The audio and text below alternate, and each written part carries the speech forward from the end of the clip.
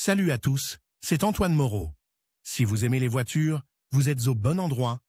Continuez à regarder cette vidéo, on passe tout de suite au sujet du jour. L'introduction de la quarantaine a entraîné certaines restrictions à la liberté de circulation, y compris par voie routière, et les infractions sont passibles d'amendes impressionnantes. Que doivent savoir les propriétaires de véhicules sur les nouvelles règles, afin de ne pas entrer en conflit avec la loi? Règles pour une utilisation sûre des transports. Pendant une pandémie, il est fortement recommandé de suivre les règles établies pour réduire la probabilité d'infection et prévenir la maladie de masse Covid-19.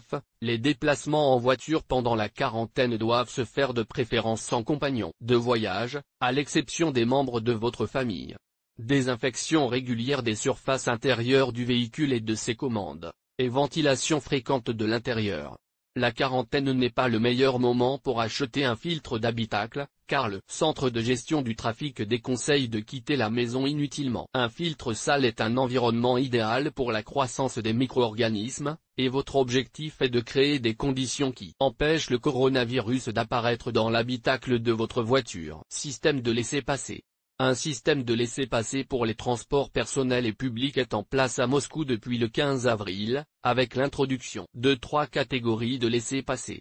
Pour se rendre au travail, pour se rendre dans les centres médicaux, pour se déplacer dans la ville à des fins personnelles, par exemple pour se rendre dans un magasin. Il est possible d'émettre une carte de transport en ligne sur le site MOS-RU. La carte est un code QR et une séquence de chiffres et de lettres, dans lesquelles sont encodées les données concernant le propriétaire. Le but de ces déplacements est la période de validité du document. Le code généré sur le portail doit être noté, photographier ou faire l'objet d'une capture d'écran afin que les fonctionnaires qui contrôlent le respect des règles de circulation dans la ville dans des conditions de quarantaine puissent vérifier le laissez-passer et s'assurer que l'utilisation de votre véhicule est justifiée. Les conducteurs ne sont pas les seuls à devoir disposer d'un tel laissez-passer pour voyager en cas de coronavirus. Les forces de l'ordre peuvent exiger ce document, par exemple, de la part d'un passager de taxi. Grâce aux informations cryptées, l'inspecteur sera en mesure de vérifier si l'itinéraire de voyage correspond aux objectifs spécifiés dans le laissez-passer, et la détection d'infraction sera un motif d'amende. Il convient de noter que seul le laissez-passer pour se rendre au travail est valable pendant toute la durée de la quarantaine. Les 2 autres types de documents numériques sont délivrés pour une journée, et le laissez-passer pour se rendre à la clinique peut être commandé même tous les jours si nécessaire, mais les déplacements à des fins personnelles ne sont pas autorisés plus de 2 fois par semaine. Les résidents de Moscou peuvent utiliser la carte délivrée sur MOS-RU pour voyager dans la région, tandis que les résidents de la région de Moscou souhaitant se rendre dans la capitale devront demander une carte sur le site web du gouvernement de la région de Moscou. Les résidents des autres régions qui se rendent à Moscou doivent demander un laissez-passer sur le portail MOS-RU pour pouvoir circuler librement dans la capitale. Immatriculation d'une voiture pendant la quarantaine. Si vous avez acheté une voiture et que vous n'avez pas eu le temps de l'immatriculer avant la déclaration de quarantaine, la question se pose de savoir où et comment immatriculer la voiture. Le service d'inspection automobile d'État russe a mis en place une procédure spéciale pour l'accueil des citoyens, qui permet d'éviter les files d'attente et autres attroupements. Le préenregistrement sur le portail unifié des services de l'État vous aidera à résoudre rapidement toutes les questions liées à l'enregistrement, aux examens ou à l'obtention d'un permis de conduire. Vous arrivez exactement à l'heure convenue, ce qui exclut toute file d'attente à l'entrée. Pendant la période de quarantaine, l'entrée au MREO se fait uniquement par des laissez-passer, et les visiteurs sont obligés d'utiliser des masques médicaux de protection. Comme vous le savez,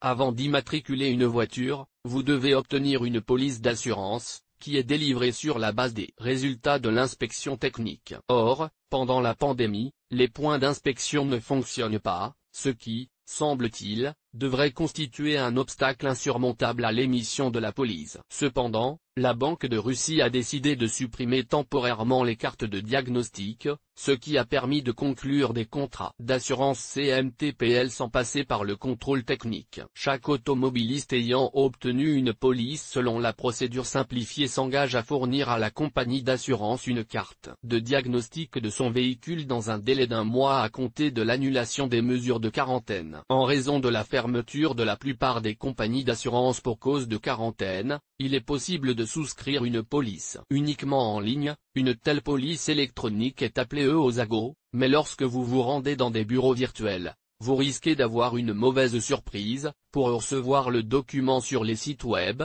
vous devez entrer le numéro de la carte de diagnostic, que vous n'avez pas. Pour résoudre ce problème, vous devez contacter les responsables de l'entreprise par téléphone ou par chat en ligne pour obtenir des conseils supplémentaires.